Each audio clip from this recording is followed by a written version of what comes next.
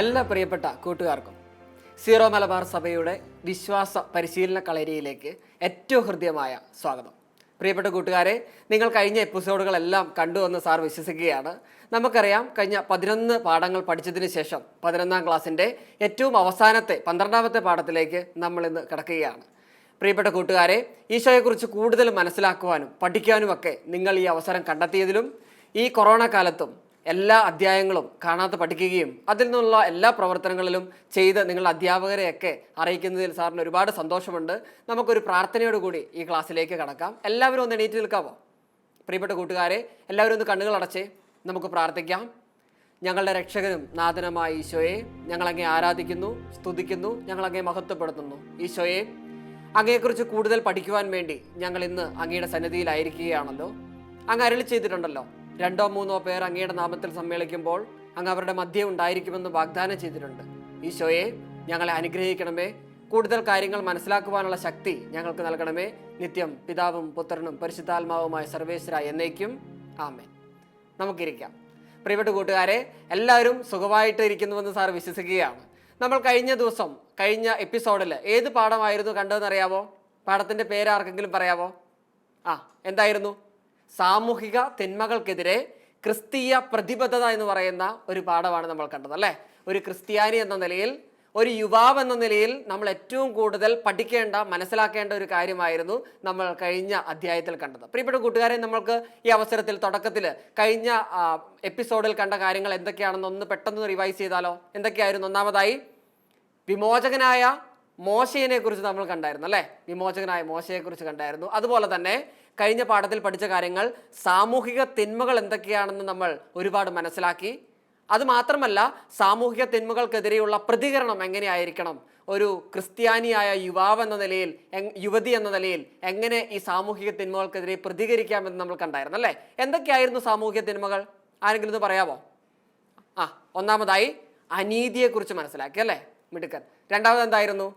അക്രമം, അല്ലേ? ഒരുപാട് പെരുകി വരുന്ന ഈ കാലഘട്ടത്തിൽ അക്രമത്തെക്കുറിച്ച് നമ്മൾ മനസ്സിലാക്കി. അതുപോലെ തന്നെ മറ്റെന്തൊക്കെ കാര്യങ്ങൾ മനസ്സിലാക്കി? വിവേചനം എന്ന ഏറ്റവും വലിയ സാമൂഹിക തിന്മയെക്കുറിച്ച് നമ്മൾ പഠിക്കുകയുണ്ടായി. പ്രിയപ്പെട്ട കൂട്ടുകാരെ, അതിനുശേഷം സ്ത്രീ പീഡനത്തെക്കുറിച്ചും അതുപോലെ തന്നെ മറ്റ് സാമൂഹ്യ തിന്മകളായ മദ്യപാനം, മയക്കുമരുന്നിൻ്റെ ഉപയോഗം, ഇവയെക്കുറിച്ചൊക്കെ നമ്മൾ കഴിഞ്ഞ പാഠത്തിൽ മനസ്സിലാക്കി. അതുപോലെ തന്നെ ഇവയ്ക്കെതിരെ എങ്ങനെ പ്രതികരിക്കാമെന്നാണ് നമ്മൾ കഴിഞ്ഞ ക്ലാസ്സിൽ കണ്ടത്. ആർക്കെങ്കിലും പറയാമോ? പ്രതികരിക്കാൻ ഏറ്റവും നല്ല മാർഗങ്ങൾ നമുക്കുണ്ടല്ലേ? സാമൂഹിക തിന്മകൾക്കെതിരെ പ്രതികരിക്കേണ്ടത് ഒന്നാമതായി ആശയപരമായ പ്രതികരണം. ആശയപരമായ രീതിയിൽ നമുക്ക് പ്രതികരിക്കാൻ സാധിക്കും. 2, സംഘടനാപരം. ഒരുപാട് സംഘടനകൾ നമുക്കുണ്ടല്ലേ? സംഘടനാപരമായി നമുക്ക് ഇതിനെതിരെ പ്രതികരിക്കാം. അതുപോലെ തന്നെ സാംസ്കാരിക തലത്തിൽ, സാംസ്കാരികമായും നമുക്ക് ഈ തിന്മകൾക്കെതിരെ പ്രതികരിക്കാം. പ്രിയപ്പെട്ട കൂട്ടുകാരെ, ഈ കാര്യങ്ങളൊക്കെ മനസ്സിലാക്കിയതിന് ശേഷം ഇന്ന് നമ്മൾ 12ാം പാഠം, നമ്മളുടെ 11ാം ക്ലാസ്സിലെ ഏറ്റവും അവസാനത്തെ പാഠത്തിലേക്ക് നമ്മൾ കടക്കുകയാണ്. പാഠത്തിൻ്റെ പേരെങ്ങനെയാണ്? ഭൂമിയുടെ ഉപ്പും ലോകത്തിൻ്റെ പ്രകാശവും. ഭൂമിയുടെ ഉപ്പും ലോകത്തിൻ്റെ പ്രകാശവും. നിങ്ങളെല്ലാവരും ബുക്കൊക്കെ കയ്യിലുണ്ടെന്ന് ഞാൻ വിചാരിക്കുകയാണ്. നമ്മൾ ഈ പാഠത്തിലേക്ക് കടക്കുമ്പോൾ നമ്മളിന്ന് കാണാൻ വേണ്ടി പോകുന്ന 2 കാര്യങ്ങളാണ്, പ്രധാനപ്പെട്ട 2 കാര്യങ്ങളാണ് നമ്മൾ ഈ പാഠത്തിലൂടെ മനസ്സിലാക്കുന്നത്. ഒന്നാമതായി, ഈ ചാപ്റ്ററിൻ്റെ ഹെഡിങ് പോലെ തന്നെ ഭൂമിയുടെ ഉപ്പ്, അല്ലേ? ഉപ്പ് എല്ലാവർക്കും അറിയാം. ഭൂമിയുടെ ഉപ്പ്, അതുപോലെ തന്നെ ലോകത്തിൻ്റെ പ്രകാശം. 2 കാര്യങ്ങളാണ്, ഭൂമിയുടെ ഉപ്പും ലോകത്തിൻ്റെ പ്രകാശവും. പ്രിയപ്പെട്ട കൂട്ടുകാരെ, ലോകരക്ഷകനായ ഈശോ ലോക ഗുരുവുമാണ്. എന്താ ഗുരു എന്ന് വെച്ചാൽ? നമുക്കറിയാം, അല്ലേ? അധ്യാപകനാണ്, പഠിപ്പിക്കുന്ന ആളാണ്. ലോക അധ്യാപകൻ, അല്ലെങ്കിൽ ഏറ്റവും കൂടുതൽ ലോകത്തെ കാര്യങ്ങൾ പഠിപ്പിച്ചിട്ടുള്ള ഒരു വ്യക്തിയാണ്. ലോക ഗുരുവാണ് ഈശോ. മറ്റാരും പഠിപ്പിക്കാനാവാത്ത വിധത്തിൽ ദൈവിക നിയമങ്ങളെക്കുറിച്ചും അവിടുത്തെ വിശദീകരണവും വ്യാഖ്യാനവും ഒക്കെ വ്യക്തമാക്കുകയും ചെയ്യുകയുണ്ടായി ഈശോ. അവിടുന്ന് കടലോരങ്ങളിലും മലകളിലും തെരുവീഥികളിലും സിനഗോഗുകളിലുമൊക്കെ ഇരുന്ന് ജനങ്ങളെ പഠിപ്പിക്കുകയുണ്ടായി. ഈശോ ശിഷ്യന്മാർക്ക് ദൈവരാജ്യത്തിൻ്റെ രഹസ്യങ്ങൾ വ്യാഖ്യാനിച്ചു കൊടുക്കുകയാണ് ഉണ്ടായത്. ജനക്കൂട്ടത്തെ കണ്ടപ്പോൾ ഈശോ മലയിലേക്ക് കയറി. അവിടുന്ന് ഇരുന്നപ്പോൾ ശിഷ്യന്മാർ അടുത്തെത്തി. അവൻ അവരെ പഠിപ്പിക്കുവാൻ വേണ്ടി തുടങ്ങി. വിശുദ്ധ മത്തായിയുടെ സുവിശേഷത്തിൽ 5ാം അധ്യായത്തിൽ ഈ കാര്യങ്ങൾ വ്യക്തമായി നമുക്ക് കാണാൻ വേണ്ടി സാധിക്കും. മലയിലെ പ്രസംഗം അഥവാ ഗിരിപ്രഭാഷണം എന്നാണ് ഈ പ്രബോധനങ്ങൾക്ക് നമ്മൾ പറയുന്നത്. പ്രിയപ്പെട്ട കൂട്ടുകാരെ, ഈശോയുടെ പ്രബോധനങ്ങളിലെ പശ്ചാത്തലം എന്ന് ആരെങ്കിലും ചോദിച്ചാൽ നമുക്ക് പറയാൻ വേണ്ടി സാധിക്കും, ഗിരിപ്രഭാഷണം അല്ലെങ്കിൽ മലയിലെ പ്രസംഗം ഇവയൊക്കെയാണ്. ഈശോയെ ആധികാരികമായി മനസ്സിലാക്കുവാനും അവിടുത്തെ വചനങ്ങൾ പഠിക്കുവാനുമൊക്കെ നമ്മൾ ഈ കഴിഞ്ഞ 11 പാഠവും ഉപയോഗിക്കുകയുണ്ടായി. പ്രിയപ്പെട്ട കൂട്ടുകാരെ, അവിടുത്തെ പ്രബോധനങ്ങളുടെ സാരം സുവിശേഷ ഭാഗ്യങ്ങൾ അല്ലെങ്കിൽ അഷ്ടഭാഗ്യങ്ങൾ എന്നാണ് അറിയപ്പെടുന്നത്, അല്ലേ? സുവിശേഷ ഭാഗ്യങ്ങളൊക്കെ നമ്മൾ പഠിച്ചിട്ടുണ്ട്. ആർക്കെങ്കിലും പറയാവോ സുവിശേഷ ഭാഗ്യങ്ങൾ എന്തൊക്കെയാണെന്ന്? 11ാം ക്ലാസ്സിൽ പഠിക്കുന്ന കുട്ടികൾക്ക് എന്താണെങ്കിലും സുവിശേഷ ഭാഗ്യങ്ങൾ അറിഞ്ഞിരിക്കണം. എന്തൊക്കെയാണ്? സുവിശേഷ ഭാഗ്യങ്ങൾ 8 ആത്മാവിൽ ദരിദ്രർ ഭാഗ്യവാന്മാർ, എന്തുകൊണ്ടെന്നാൽ സ്വർഗരാജ്യം അവരുടേതാകുന്നു. എളിമയുള്ളവർ ഭാഗ്യവാന്മാർ, എന്തുകൊണ്ടെന്നാൽ അവർ ഭൂമിയെ അവകാശമായി അനുഭവിക്കും. ദുഃഖിതർ ഭാഗ്യവാന്മാർ, എന്തുകൊണ്ടെന്നാൽ അവർ ആശ്വസിക്കപ്പെടും. പ്രിയപ്പെട്ട കൂട്ടുകാരെ, 4ാമത്തെ സുവിശേഷ ഭാഗ്യം ഇതാണ്. നീതിയെക്കുറിച്ച് വിശപ്പും ദാഹവും സഹിക്കുന്നവർ ഭാഗ്യവാന്മാർ, എന്തുകൊണ്ടെന്നാൽ അവർ തൃപ്തരാകും. കരുണയുള്ളവർ ഭാഗ്യവാന്മാർ, എന്തുകൊണ്ടെന്നാൽ അവരുടെ മേൽ കരുണയുണ്ടാകും. ഹൃദയശുദ്ധിയുള്ളവർ ഭാഗ്യവാന്മാർ, എന്തുകൊണ്ടെന്നാൽ അവർ ദൈവത്തെ കാണും. സമാധാനമുണ്ടാക്കുന്നവർ ഭാഗ്യവാന്മാർ, എന്തുകൊണ്ടെന്നാൽ അവർ ദൈവത്തിന്റെ പുത്രന്മാരെന്ന് വിളിക്കപ്പെടും. അവസാനമായി, നീതി നിമിത്തം പീഡിപ്പിക്കപ്പെടുന്നവർ ഭാഗ്യവാന്മാർ, എന്തുകൊണ്ടെന്നാൽ സ്വർഗരാജ്യം അവരുടേതാണ്. ഇതൊക്കെയാണ് സുവിശേഷ ഭാഗ്യങ്ങൾ, അല്ലെ? പ്രിയപ്പെട്ട കൂട്ടുകാരെ, ക്രിസ്തു ശിഷ്യർ എപ്രകാരമാണ് ജീവിക്കേണ്ടതെന്ന് കൃത്യമായ നിർദ്ദേശങ്ങൾ നൽകുന്ന ഈശോയുടെ ഭൂമിയുടെ ഉപ്പും ലോകത്തിന്റെ പ്രകാശവുമാകുവാൻ തൻ്റെ അനുയായികളോട് ആവശ്യപ്പെടുകയാണ്. ഈശോ നമ്മളോട് ആവശ്യപ്പെടുകയാണ്, ഭൂമിയുടെ ഉപ്പും ലോകത്തിന്റെ പ്രകാശവുമായി ഓരോ ക്രിസ്ത്യാനിയും മാറണമെന്ന്. അവിടുന്ന് അരുളി ചെയ്ത് എങ്ങനെയാണ്? നിങ്ങൾ ഭൂമിയുടെ ഉപ്പാണ്, ഉറകിട്ട് പോയാൽ ഉപ്പിന് എങ്ങനെ ഉറകൂട്ടും? പുറത്തേക്ക് വലിച്ചെറിയുകയല്ലാതെ അതുകൊണ്ട് മറ്റു ഒരു ഉപകാരവും ഉണ്ടാകുകയില്ല. നിങ്ങൾ ലോകത്തിന്റെ പ്രകാശമാണ്. മലമുകളിൽ പണിതുയർത്തിയ പട്ടണത്തെ മറയ്ക്കുവാൻ ആർക്കും സാധ്യമല്ല. വിളക്ക് കൊളുത്തി ആരും പറയുടെ കീഴിൽ വെക്കാറില്ല, മറിച്ച് പീഠത്തിന്മേലാണ് വെക്കുന്നത്. എന്തുകൊണ്ടാണ്? പീഠത്തിൽ വെക്കുമ്പോൾ അത് ഒരുപാട് പേർക്ക് പ്രകാശമായി മാറും. മറിച്ച് അത് താഴ്ന്ന സ്ഥലത്ത് വെച്ചാലോ അതുകൊണ്ട് ഉപകാരം ഉണ്ടായിരിക്കുകയില്ല, അല്ലേ? പ്രകാശം എപ്പോഴും ഉയർന്ന സ്ഥലത്താണ് വെക്കുന്നത്. മനുഷ്യർ നിങ്ങളുടെ സത്പ്രവർത്തികൾ കണ്ട് സ്വർഗസ്ഥനായ നിങ്ങളുടെ പിതാവിനെ മഹത്വപ്പെടുത്തേണ്ടതിന് നിങ്ങളുടെ വെളിച്ചം അവരുടെ മുമ്പിൽ പ്രകാശിക്കട്ടെ എന്നാണ് ഈശോ നമ്മളോട് പറയുന്നത്. ക്രിസ്തു ശിഷ്യരെ ഉപ്പിനോടും പ്രകാശത്തോടും സാദൃശ്യപ്പെടുത്തുന്നതിലൂടെ അവരുടെ ദൗത്യവും സ്ഥാനവുമെല്ലാം ഈശോ വെളിപ്പെടുത്തുകയാണ് ചെയ്തത്. ഓരോ ക്രിസ്ത്യാനിയും, ഓരോ യുവാവും യുവതിയും, ക്രിസ്തുവിൽ വിശ്വസിക്കുന്ന നാം എല്ലാവരും ഭൂമിയുടെ ഉപ്പും ലോകത്തിന്റെ പ്രകാശവുമായി മാറേണ്ടത് എങ്ങനെയാണെന്നാണ് നമ്മൾ ഈ പാഠത്തിൽ കാണാൻ വേണ്ടി പോകുന്നത്. ആദ്യമായി നമ്മൾ കടക്കുന്നത് ഭൂമിയുടെ ഉപ്പ് എന്ന് പറയുന്ന വിഷയത്തിലേക്കാണ്. പ്രിയപ്പെട്ട കൂട്ടുകാരെ, ഉപ്പ് കാണാത്തവരായി ആരുമില്ല, അല്ലെ? നമ്മൾ വീടുകളിൽ ഏറ്റവും കൂടുതൽ ഉപയോഗിക്കുന്ന ഒരു കാര്യം അല്ല ഒരു വസ്തു എന്ന് ചോദിച്ചാൽ ഉപ്പെന്ന് വേണമെങ്കിൽ പറയാം. ഉപ്പില്ലാത്ത ഭക്ഷണത്തെക്കുറിച്ച് നമുക്ക് ആലോചിക്കാൻ വേണ്ടി പറ്റത്തില്ല, അല്ലെ? രുചി കൂട്ടുന്ന ഉപ്പ്, അത് എല്ലാ കാര്യങ്ങൾക്കും നമ്മൾ ഉപയോഗിക്കാറുണ്ട്. ഈശോ ഏറ്റവും കൂടുതൽ ഊന്നൽ കൊടുത്തുകൊണ്ട് ഓരോ ക്രിസ്ത്യാനിയോടും ഓരോ വിശ്വാസിയോടും പറയുന്നത് നിങ്ങൾ ഭൂമിയുടെ ഉപ്പാകണമെന്നാണ്. എന്തുകൊണ്ടാണ് അങ്ങനെ പറയുന്നത് നമുക്കൊന്ന് കണ്ടു നോക്കാം, അല്ലെ? ബൈബിളിൽ പഴയ നിയമത്തിലും പുതിയ നിയമത്തിലും ഉപയോഗിക്കുന്ന ഒരു പ്രതീകമാണ് ഉപ്പ്. ഉപ്പ് എന്ന് പറയുന്നത് ഒരു വസ്തുവിൽ അധികമായി അത് പുതിയ നിയമത്തിലും പഴയ നിയമത്തിലും ഒക്കെ ഒരേപോലെ പ്രാധാന്യം കൊടുക്കുന്ന ഒരു പ്രതീകമാണ്. എന്തിന്റെ പ്രതീകമാണ്? നമുക്ക് കാണാം.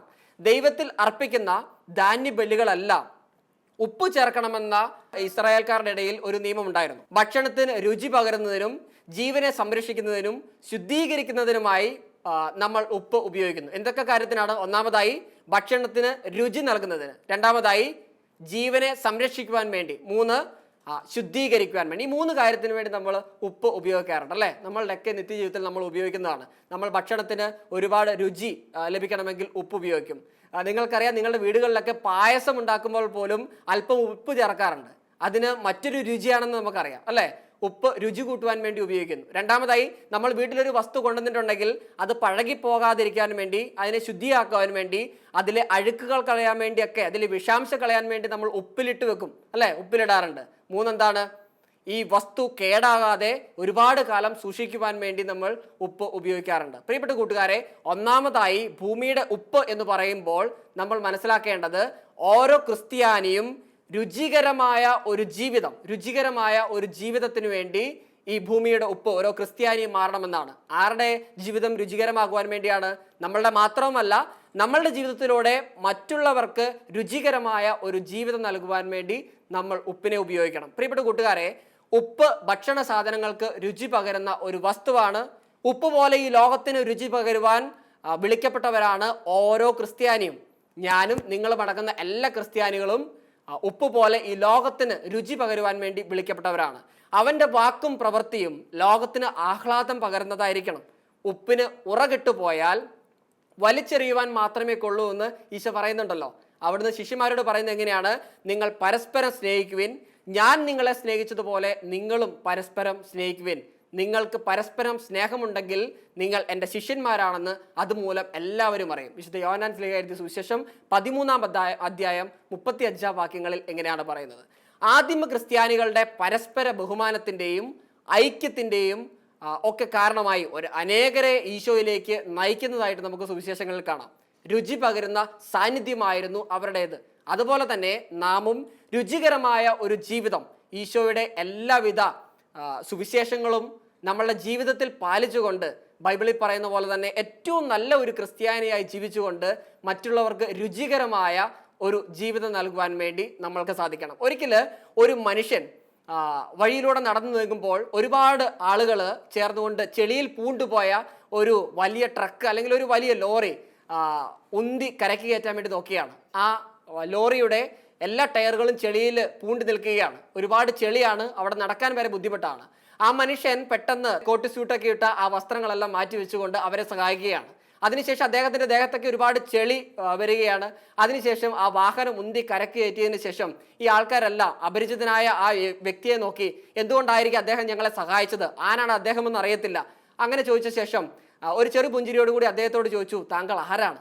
അദ്ദേഹം ഒരു കുറിപ്പ് എഴുതി അദ്ദേഹം അവരുടെ കയ്യിൽ കൊടുത്തതിന് ശേഷം മെല്ലെ സന്തോഷത്തോടെ ചിരിച്ചുകൊണ്ട് മുന്നോട്ട് പോയി. അവർ അത് തുറന്നു നോക്കിയപ്പോൾ അതിലിങ്ങനെയായിരുന്നു: ജോർജ് വാഷിങ്ടൺ, അമേരിക്കൻ പ്രസിഡന്റ്. പ്രിയപ്പെട്ട കൂട്ടുകാരെ, നമ്മളുടെ ജീവിതം കൊണ്ട് മറ്റുള്ളവർക്ക് മാധുര്യമേകുവാൻ, മറ്റുള്ളവരുടെ ജീവിതത്തെ സന്തോഷിപ്പിക്കുവാൻ നമുക്ക് സാധിക്കണം. അങ്ങനെ ആയിരിക്കണം ലോകത്തിലെ മാധുര്യമുള്ള, ലോകത്തിന് രുചി നൽകുന്ന നല്ല ക്രിസ്ത്യാനിയായി മാറേണ്ടത്.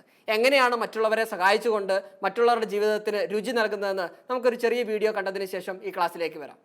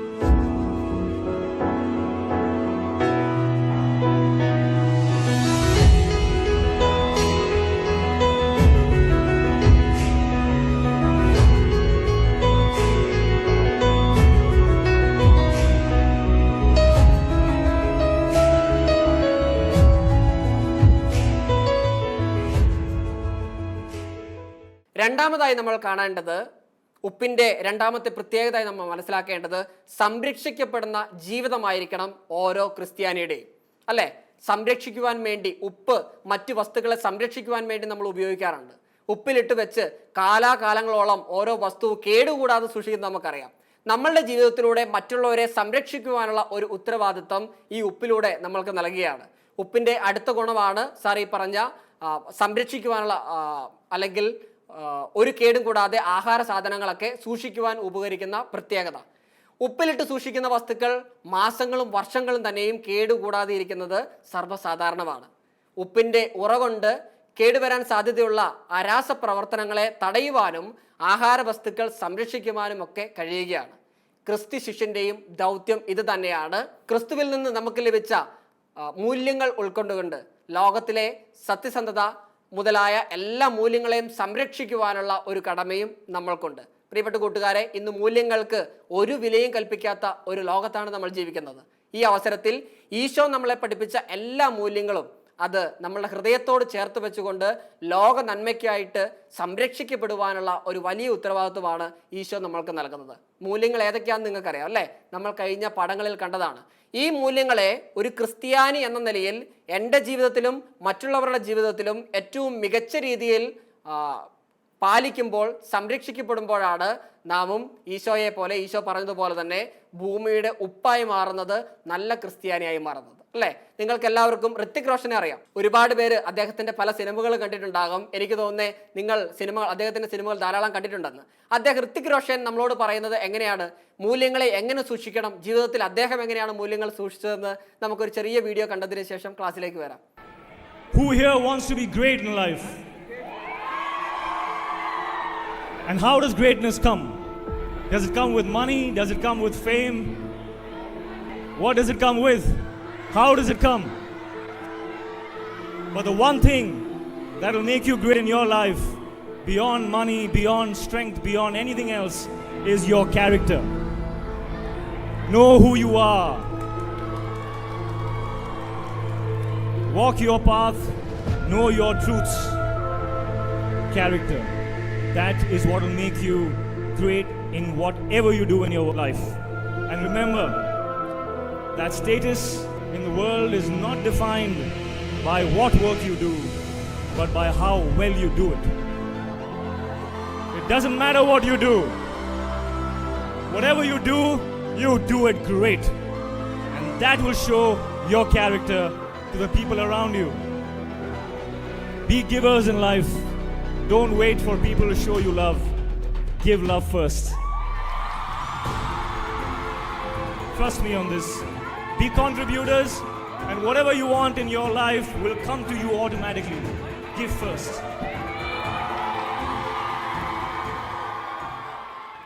പ്രിയപ്പെട്ട കൂട്ടുകാരെ, മൂല്യങ്ങൾക്ക് ഇത്രമാത്രം പ്രാധാന്യം നൽകുന്ന ഈ ജീവിതത്തിൽ ഈശോ പറഞ്ഞതുപോലെ തന്നെ ലോക രക്ഷിതാവായ, ലോക ഗുരുവായ, ലോകത്തെ ഒരുപാട് കാര്യങ്ങൾ പഠിപ്പിച്ച ഈശോ നമ്മൾക്ക് പറഞ്ഞതുപോലെ തന്നെ ലോകത്തിൻ്റെ ഉപ്പായി സംരക്ഷിക്കപ്പെടുന്ന ജീവിതമായി നമ്മൾക്ക് മാറാൻ വേണ്ടി സാധിക്കണം. മൂല്യങ്ങളെ കാത്തു സൂക്ഷിക്കുന്നതോടൊപ്പം തന്നെ ലോകത്തിന് നന്മ പകരുവാനുള്ള ഏറ്റവും വലിയ ഉത്തരവാദിത്വം നമ്മൾ ഏറ്റെടുക്കണം. മൂന്നാമതായി ഉപ്പിൻ്റെ മറ്റൊരു പ്രത്യേകത ശുചീകരിക്കുന്നതാണ്. പ്രിയപ്പെട്ട കൂട്ടുകാരെ, ഒരിക്കൽ സാറിൻ്റെ കാല് ചെറുതായി മുറിഞ്ഞു. ആ മുറിഞ്ഞതിന് ശേഷം മരുന്ന് വെക്കുന്നതിനൊക്കെ മുന്നേ അത് ക്ലീൻ ആക്കുവാൻ വേണ്ടി, അതിൻ്റെ എല്ലാ വിധത്തിലുള്ള രോഗാണുക്കളും മാറ്റാൻ വേണ്ടി അല്പം ഉപ്പുനീര് ഒഴിക്കുവാൻ വേണ്ടി എൻ്റെ അമ്മ എന്നോട് പറഞ്ഞു. പ്രിയപ്പെട്ട കൂട്ടുകാരെ, നിങ്ങളുടെയൊക്കെ ജീവിതത്തിൽ പല സന്ദർഭങ്ങളിലും ഉപ്പ് മറ്റു വസ്തുക്കളെ ശുചീകരിക്കുവാൻ വേണ്ടി, അന്യപദാർത്ഥങ്ങളെയൊക്കെ മാറ്റി ശുചീകരിക്കുവാൻ വേണ്ടി ഉപയോഗിക്കുന്നത് നിങ്ങൾക്കറിയാം, അല്ലേ? ഉപ്പ് ശുചീകരിക്കുവാൻ വേണ്ടി ഉപയോഗിക്കുന്ന ഒന്നാണ്. നമ്മളുടെ ജീവിതത്തിലും, ഒരു ക്രിസ്ത്യാനി എന്ന നിലയിൽ നമ്മളുടെ ജീവിതത്തിലും ഭൂമിയുടെ ഉപ്പായി നാം മാറുമ്പോൾ ശുചീകരണത്തിനുള്ള ഒരു ദൗത്യം നമ്മൾ ഏറ്റെടുക്കണം. എങ്ങനെയുള്ള ശുചീകരണമാണ്? നമ്മളുടെ ജീവിതവും മറ്റുള്ളവരുടെ ജീവിതവും നല്ല മാർഗങ്ങളിലൂടെ, നല്ല മൂല്യങ്ങളിലൂടെ ശുചീകരിക്കുന്നതായി നമ്മൾ മാറ്റണം. ഉപ്പിനുള്ള മൂന്നാമത്തെ ഗുണം വസ്തുക്കളെ ശുചീകരിക്കുവാൻ അതിന് കഴിയുമെന്നതാണല്ലോ. അതുപോലെ തന്നെ ഭാവപങ്കിലമായ മനുഷ്യ പ്രകൃതിയിലും ഈ പ്രപഞ്ചത്തിലും അശുദ്ധിയുണ്ട് എന്ന് നമുക്കറിയാം. ഇവയെ ശുചീകരിക്കുവാൻ കടപ്പെട്ടവനാണ് ഓരോ ക്രിസ്ത്യാനിയും, ഓരോ ക്രൈസ്തവനും. എവിടെ പാപം വളരുന്നുവോ അവിടെ പുണ്യത്തിന്റെ ചൈതന്യം പകർന്ന് ലോകത്തെ ശുചീകരിക്കുവാനാണ് ഈശോ ശിഷ്യന്മാരെ അയക്കപ്പെട്ടത്. പ്രിയപ്പെട്ട കൂട്ടുകാരെ, ഓരോ ക്രിസ്ത്യാനിയായും നമ്മൾ വളരുമ്പോൾ നമ്മളുടെ ജീവിതത്തിൽ പാപത്തെ മാറ്റി നിർത്തിക്കൊണ്ട് പുണ്യത്തിൻ്റെ നല്ല ജീവിതം കാഴ്ചവെക്കുവാൻ വേണ്ടി പാപമുള്ള ഈ ജീവിതത്തിൽ നിന്നും അതിനെ ശുചീകരിച്ചുകൊണ്ട് പുണ്യങ്ങളുള്ള നന്മകളുള്ള നല്ലൊരു ജീവിതം കെട്ടിപ്പടുക്കുവാൻ ഈശോ നമ്മളെ ഓർമ്മിപ്പിക്കുകയാണ്.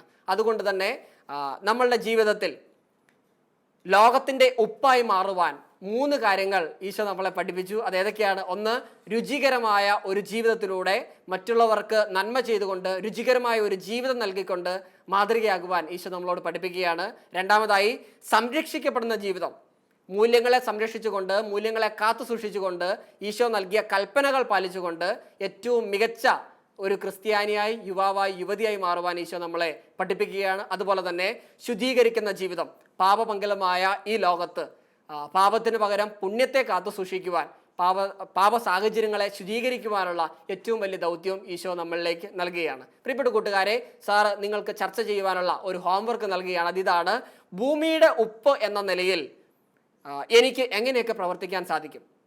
11ാം ക്ലാസ്സിൽ പഠിക്കുന്ന എൻ്റെ മുൻപിലിരിക്കുന്ന, എന്നെ ശ്രമിച്ചുകൊണ്ടിരിക്കുന്ന എല്ലാ കൂട്ടുകാരോടുള്ള ചോദ്യമാണ്, ഭൂമിയുടെ ഉപ്പായി മാറുവാൻ നിങ്ങൾക്ക് എങ്ങനെ സാധിക്കും? പ്രത്യേകിച്ച് ഈ 21ാം നൂറ്റാണ്ടിൽ എങ്ങനെ നിങ്ങൾക്ക് ഭൂമിയുടെ ഉപ്പായി മാറുവാൻ സാധിക്കും? പ്രിയപ്പെട്ട കൂട്ടുകാരെ, നമുക്ക് എണീറ്റ് നിൽക്കാം.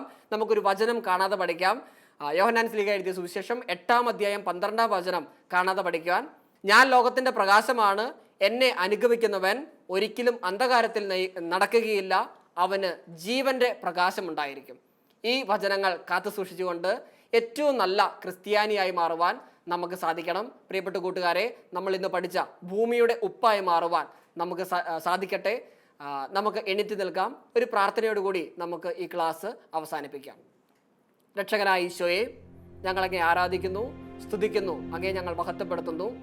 ഈശോയെ, ഇന്ന് ഞങ്ങൾ പഠിച്ച കാര്യങ്ങളെല്ലാം ഞങ്ങളുടെ ജീവിതത്തിൽ പ്രാവർത്തികമാക്കുവാനും അതിലൂടെ സമൂഹത്തിൻ്റെ പുനഃസൃഷ്ടിക്കായി, നല്ലൊരു സമൂഹത്തെ കെട്ടിപ്പടുത്തുവാനായി ഞങ്ങൾക്ക് സാധിക്കണമേ. ഈശോയെ, ഞങ്ങളുടെ കൂടെ ഉണ്ടായിരിക്കണമേ. ഭൂമിയുടെ ഉപ്പായി മാറുവാനും ശുചീകരിക്കുവാനും അതുപോലെ തന്നെ മറ്റുള്ളവർക്ക് രുചി പകരുവാനും ഞങ്ങളുടെ ജീവിതത്തിലൂടെ മറ്റുള്ളവരുടെ ജീവിതത്തെ വിശദീകരിക്കുവാനും ശുചീകരിക്കുവാനുള്ള നല്ല ദൗത്യം ഞങ്ങൾ ഏറ്റെടുക്കുകയാണ്. ഞങ്ങളുടെ കൂടെ ഉണ്ടായിരിക്കണമേ, ഞങ്ങളെ അനുഗ്രഹിക്കണമേ. നിത്യം പിതാവും പുത്രനും പരിശുദ്ധാത്മാവുമായ സർവേശ്വര എന്നേക്കും ആമേൻ. ഈശോ മിശിഹായ്ക്ക് സ്തുതിയായിരിക്കട്ടെ.